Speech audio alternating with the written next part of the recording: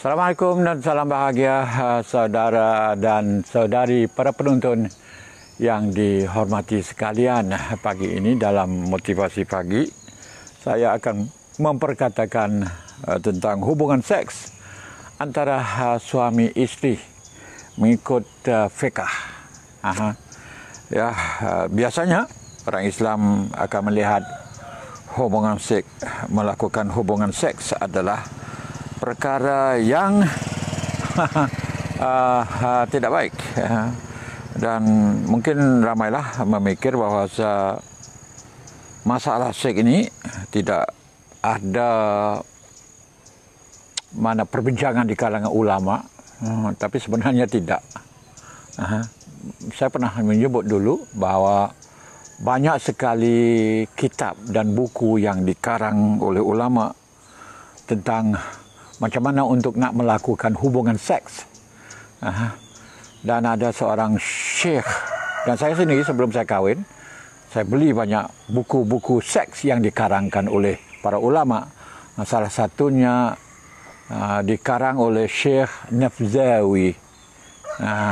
Kitab itu namanya Raudul Aatir fi Nuzhatil Khatir. Dan satu lagi Tuqul Hamamah, karangan Ibnu Hazm Al-Andalusi.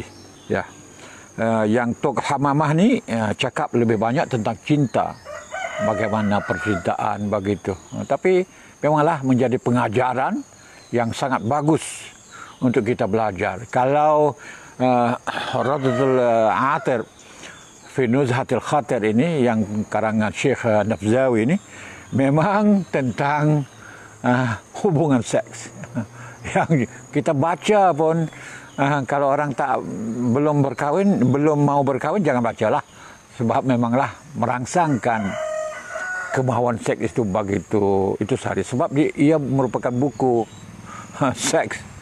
Sebab itu kalau orang remaja, anak remaja mungkin tak perlu baca. Kalau baca waktu Anda mau berkahwin ataupun sudah dalam persiapan untuk nak berkahwin.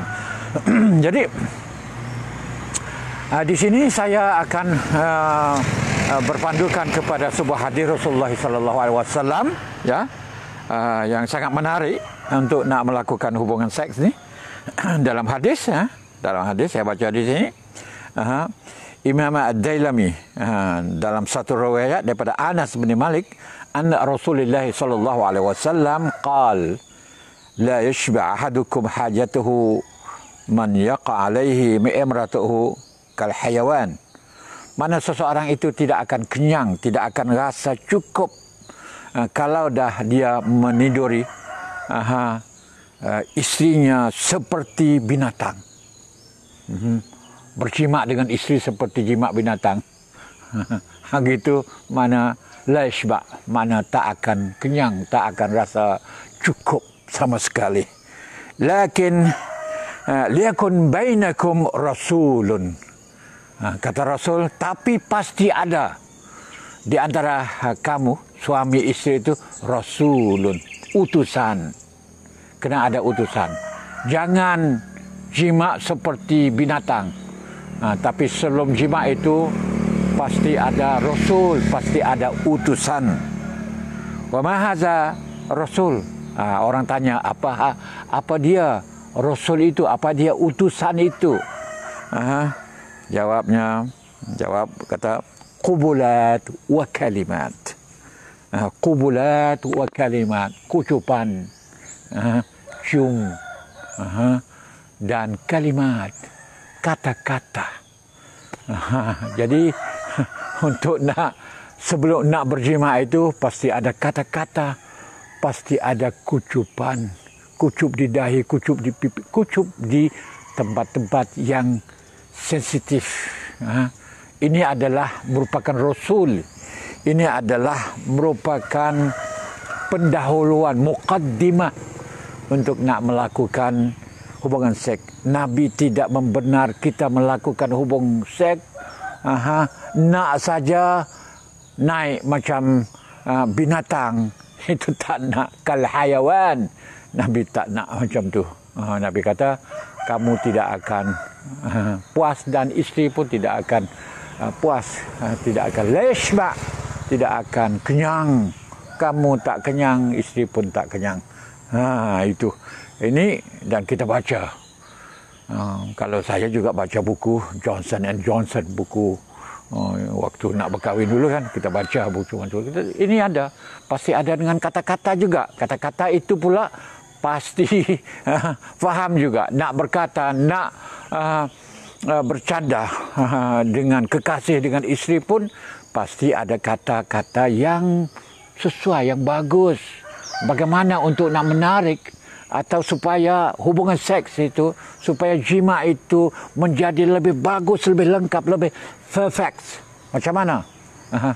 Ya, kalau kita tengok dari segi psikologi, ketika kita sedang melakukan urusan, jangan sekali bercakap seperti kata, oh macam mana? Engkau rasa orgasm atau tidak? Ataupun rasa macam mana? Jangan bertanya begitu sama sekali. Jangan mengeluarkan tanya wanita, tanya isteri, tanya kekasih, tanya mana isteri anda. Kamu sudah datang orgasm atau sedap atau sedap. Jangan tanya begitu sekali. Sebab akan merosakkan perasaan, akan memunahkan perasaan wanita yang sedang hot, yang sedang itu. Kalau kamu berkata begitu, dia akan rosak sama sekali. Tapi kalau nak kata-kata, oh hebatlah engkau ni, memang wanita, macam jadi cakap puji-puji begitu. Jadi ini akan menyebabkan isteri anda tu semakin terangsang, semakin kuat lagi, semakin kejap lagi. Cakap bersusah saya nak cakap. Tapi begitulah. Kita kata, oh engkau ni memang hebat betul lah. Memang punya engkau ini memang cukup bagus. Fit betul-betul lah. Cakap puji begitu. Untuk nak mengambil, menarik perasaannya supaya bersama kita. Supaya bersama suami. Kena buat macam tu. Jangan bercakap masalah, menyebut masalah waktu duk buat hubungan seks, duk tanya benda-benda lain. Tapi berkaitan dengan perkara-perkara yang boleh membawakan emosi isteri itu bersama kita. Barulah sampai ke puncak. Kita sampai ke puncak, dia sampai ke puncak. Ini mengikut sunnah Nabi. Orang tak cakap, saya cakap. Ini adalah sunnah Nabi. Jangan langsungkan hubungan seks dengan isteri kal hayawan, seperti binatang.